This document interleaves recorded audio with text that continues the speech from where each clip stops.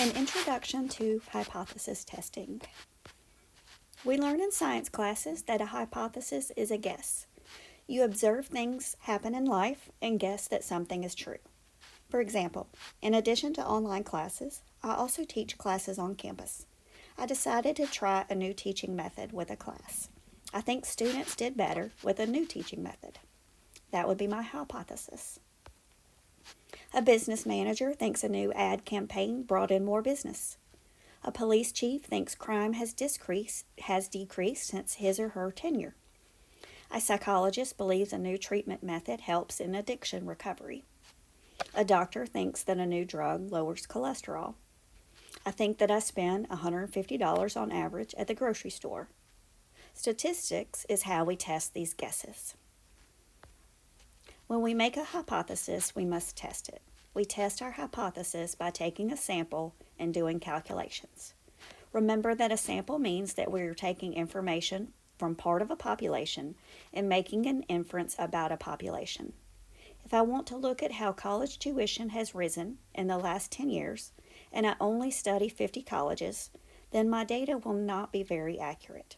My data would only be accurate if I study every college. Getting information from a population is not always feasible. In drug trials, they do not give everyone the new drug. They have a sample. Since we are getting information from a sample, there will be error. If I want to find my average grocery bill and only look at the last 20 grocery trips, then this will be an estimate, but it will not be an exact average. There will be error since I looked up 20 grocery totals, not all of them. There are two types of error in hypothesis testing. We will use the American judicial system as an analogy. In our court system, jurors are instructed to assume that a defendant is innocent. The prosecution has the burden of proof. This means that the prosecution has the job of proving that the person is guilty of the crime. There are two verdicts that a jury can come back with. Either the verdict is guilty or not guilty. Guilty verdict means that there was enough evidence to go against the presumption of innocence. Not guilty verdicts mean that there was not enough evidence to go against the presumption of innocence. We do not have to prove innocence since it is the beginning assumption. You only disprove it. If the person actually did the crime and the verdict comes back as guilty, then our system worked. This is a favorable outcome. The jurors did not err. They did not make a mistake. This is good. If the person actually did not do the crime and the verdict comes back not guilty, then our system worked. This is a favorable outcome. The jurors did not err. They did not make a mistake. This is good. But what if the system did not work? The jurors erred in the verdict. They made a mistake. We would like for the court system to have no error, but bad decisions happen. What are the two bad decisions? An innocent person accidentally goes to jail. People that really committed a crime sometimes get to go free. There are two types of errors in statistics. We will continue with our court analogy. In statistics, we have a beginning hypothesis, which is called the null hypothesis. It is labeled with HO. In the court system, this would be that the person is innocent. HO, person is innocent. This is what the jurors start believing. The opposite of HO, the null hypothesis, is called the alternate hypothesis. It can be labeled with HA or H1. It must be the opposite of HO.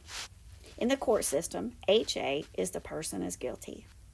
So you can't believe both innocent and guilty. You believe one or the other. So you're either going to believe HO or HA. Errors. Type 1 error is rejecting a true null hypothesis. It was rejected, although it was true. We use the Greek letter alpha as the symbol for it. It is also called the significance level. HO, person is innocent. HA, person is guilty. The decision, reject the null. If the decision was reject the null, that the person is innocent, then the verdict comes out guilty. But if the null was really true, then the person was really innocent. The verdict was guilty, but the person was actually innocent. The consequence of this bad decision is that an innocent person has gone to jail. This is bad. It is an error. Type 2 error is failing to reject a false null hypothesis. We use the Greek letter beta.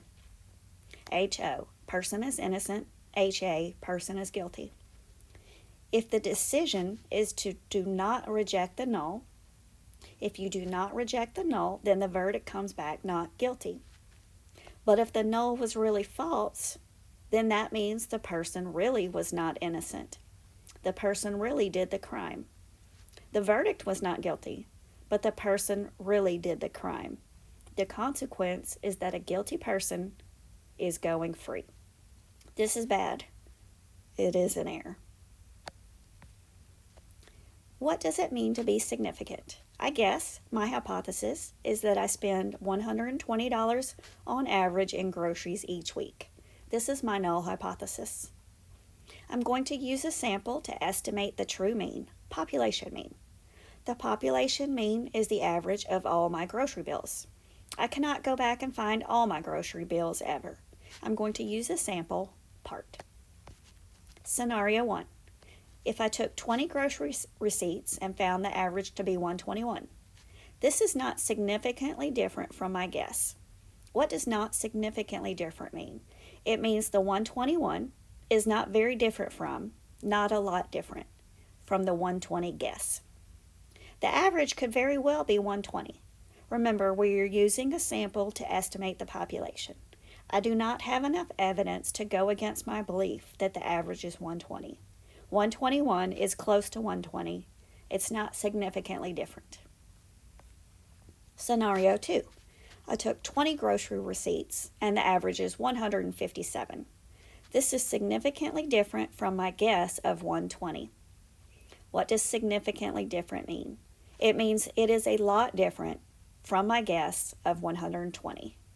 I have some evidence to suggest that my average is not 120. That's the end of this lesson.